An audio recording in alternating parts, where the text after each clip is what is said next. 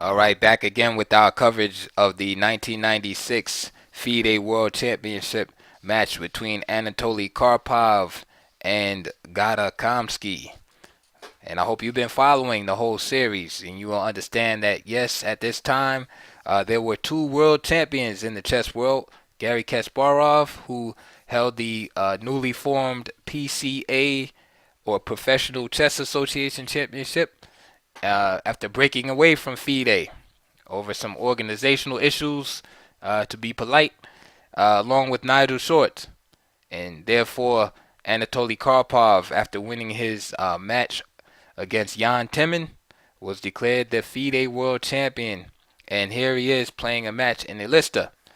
Uh, Kalmykia against young challenger, Gata Kamsky, who had been uh, very strong grandmaster and just had a meteoric rise through the chess world. Here we pick up at game number 6. Game 4 was won in beautiful positional fashion by Karpov using the Caro-Kann defense. And then game 5, Karpov had white, and Kamsky returned to his Grunfeld after losing and then switching to the Queen's Indian defense, but he was able to draw in short order in 23 moves.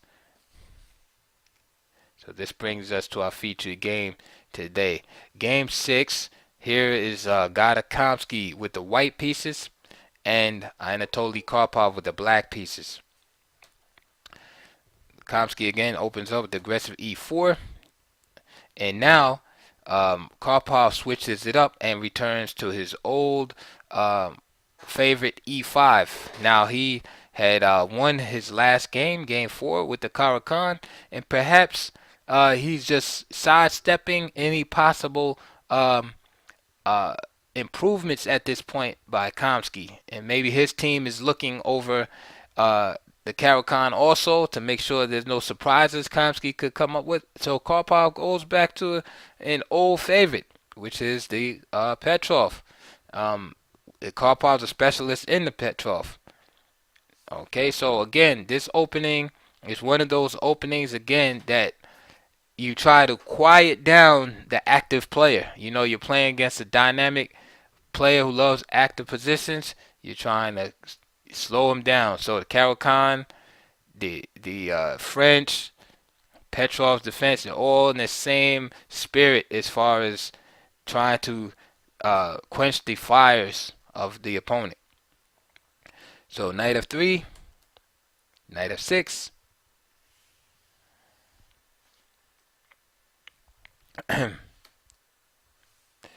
D4, knight takes e4, bishop d3, d5, knight takes e5, knight d7, knight takes d7, bishop takes d7. So there go a pair of minor pieces.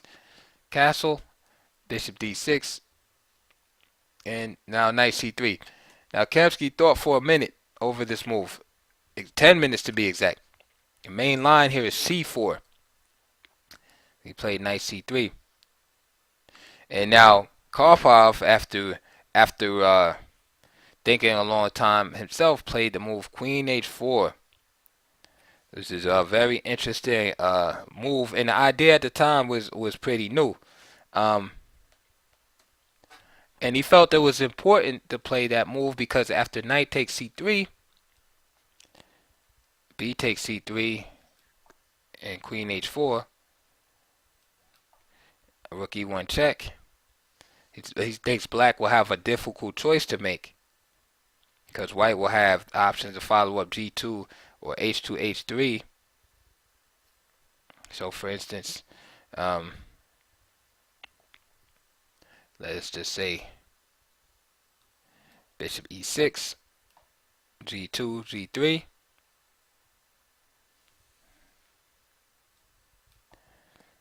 queen h3. It's funny because this position kind of resembles a martial attack. That's just somewhat, but of course, white has more freedom on the queen side, and is not as it's easy to develop his bring his pieces out. All right. So the previous theory had centered around, instead of this move Queen H4 happening after the exchange, just simply castle. But now White is the first to make it over to the king side, and F5, where White has this positional advantage, like a slight positional advantage at that. So Karpov wants to be first over to the queen side, the king side rather. So he, which is risky because of course the king is still in the middle of the board, the black king that is. So Queen H4, G3, Knight takes C3, B takes C3. His idea is that if Queen E1 check, then he'll just simply go back and play Queen E7. With the idea, if Queen takes C3, castle, Queen B3, attacking the B7 pawn, Bishop C6.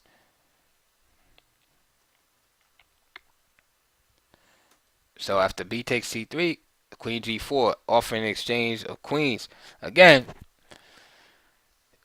he's trying to stifle the activity. And, you know, I can't repeat this enough because this is really what this match is about. It's like basically the old line trying to slow down the young line. So, and of course, he doesn't want the queen to be flying, the white queen to be flying all over the board. So, just putting the queen there like that, you know, is an attempt to basically curtail its activity. Let me show you, like, so Queen H3, for example, Rook E1, Bishop E6, Rook B1, castles, and now Queen F3. And now White wants to play C3 to C4, opening up the corridor over to the queen side so that the queen can switch over there. Just an idea. So Queen G4, Rook E1 check, King D8.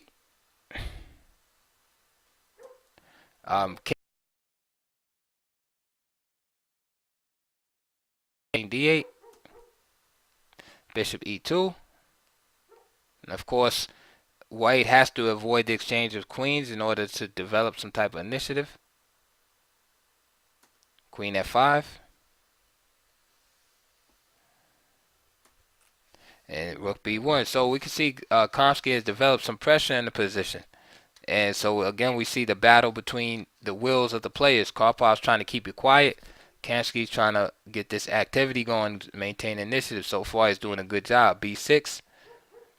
Now he goes for C4, one in the opening position. D takes C4. Bishop takes C4. So far, so good. I like White's position here. Rook E8. Bishop E3. Again, preserving everything. Keeping the pieces on the board. This is what the young lion wants.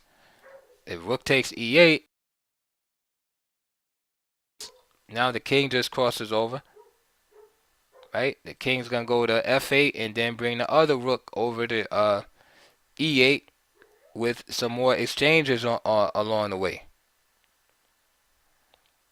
So Bishop E3 is the common sense move. Karpov plays Bishop C6. Now, this gives White something to think about, as Black has some ideas, of course, of checkmating right here, because the light squares are a little bit exposed with this bishop so far away from home. Right? So Karpov's defense is based on some offense here. So D5.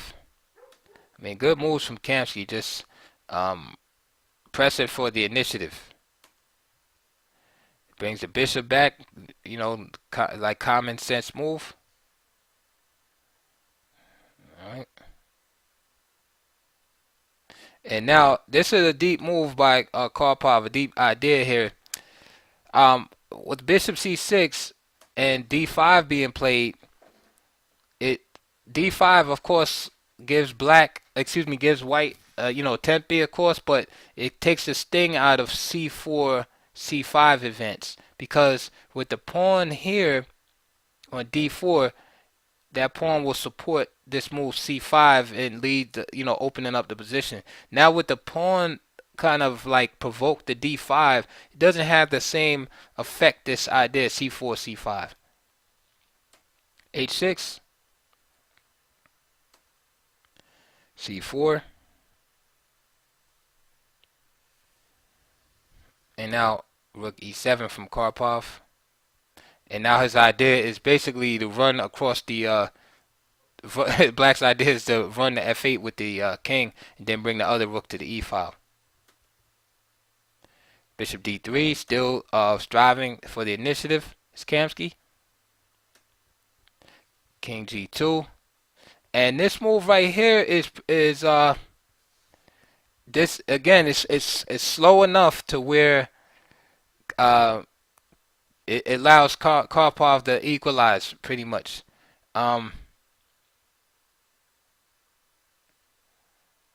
Yeah, this move right here, Karpov even says in his notes that he didn't understand it because it basically takes a break, and that's all black needs is because black has a good pawn structure, and all black needs is like a couple of moves to consolidate his position. So it's up to white to try to find ways to to keep going in the position here. So I mean, for what it's worth, there has to be some more dynamic continuation for white here. I mean, just for example, c5.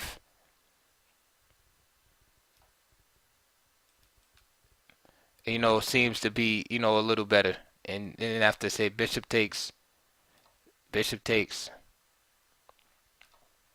and if b takes, bishop e4 with the threat of playing d6, so that means queen d6 would have to be played. And I'm not saying this is winning or anything for white. It's better. It's definitely better for white, right, to play in this type of manner. That's just one idea. It's basically king g2 is just too slow. Just trying to think of stuff like right now. Yeah, c5 seems probably maybe the best here, but there's probably some other ideas. If I look at the position long enough, maybe bishop c2 or something like that. Yeah, followed by bishop b3 maybe, and then orchestrate the c5 advance. It's possible. But Kamsky played king g2, so it seemed like he had a moment where he wasn't exactly sure what to do, and this gave Karpov time. So Karpov then just scoots his king over, king e8, and now he plays bishop c2, queen c3, bishop b3. But that's all Karpov needed, that extra time, king f8, and now the other rook is going to come to e8. Rook c1, queen f6, bishop c2, and that was it right there. The tempo loss right there, just with the queen, with the bishop coming back and forth, combined with king g2. Now black is fully consolidated. So white had initiative earlier, but he didn't have a big initiative, but he did have an initiative. But now black is just coolly calmed the position now. Queen d3, bishop g4, and now black is counterattacking on the light squares. And here, now here, Kamsky makes a big time blunder. So bishop d2. This allows the invasion of the white pieces here. I mean, the black pieces. Rook. Yeah, this is it's just too much. That's a huge oversight right here. So rook e2. I mean, with this double attack here, no way to stop it. Just like that, just going from having a slightly better position to this just losing via tactical blow from Karpov. And this is the killer right here. After rook comes to f1, this rook takes d2, because now the queen is going to come into f3, and Kamsky resigned. So that was like a tragic game there. Yeah, it was a tragic game in that, in the sense that Kamsky had a nice position, and then just like he made a couple of moves, like couple of wandering moves, starting with this King G2. Karpov stuck to his guns with this steady plan of just slowly improving his position. But again, the key word is slowly. But Kamsky gave him the time to do it. With this move, Bishop C2, he was trying to prepare Queen D3. All right. But at the same time, basically he was trying to get too much out of the position. He wanted to play Bishop C2 and Queen D3, but right, he wanted, say for instance, he wanted to do this at first, just play Bishop C2 and then come here. But he didn't want to allow this move in the process, so he plays King G2 first. He says, okay, I'm going to stop that. But again, it takes time to do these things. So King E2. So now he goes on with his plan, Bishop C2. And now Queen C3. Now you can understand Karpov's move of Queen C3, because now it stops the plan Queen D3. All right. And it's threatening this pawn right here. Okay. So this causes some, some confusion in the camp. So now it's like, man, I can't go along my original plan. He plays Bishop B3, which just is like a raw defensive move.